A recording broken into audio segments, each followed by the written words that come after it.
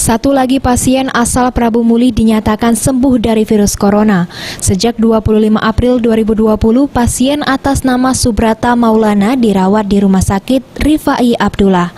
Setelah mendapat perawatan intensif, pria 29 tahun ini dinyatakan sehat dan dijemput oleh tim Dinas Kesehatan Kota Prabu Muli. Pria yang berprofesi sebagai tukang ojek tersebut sempat viral karena membonceng pasien positif corona di Kota Prabu Muli.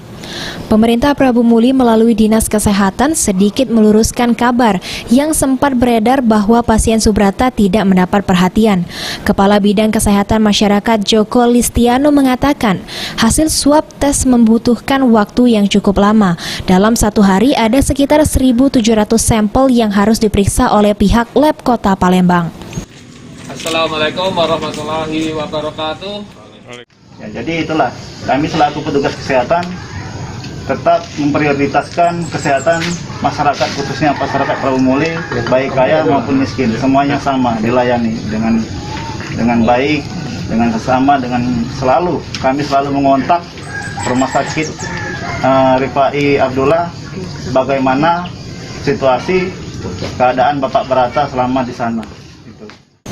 Sementara itu, penantian panjang sang istri akhirnya terwujud. Suaminya yang dinyatakan sembuh dari COVID-19 usai dilakukan swab test sebanyak 2 kali oleh gugus tugas Provinsi Sumatera Selatan dengan hasil negatif.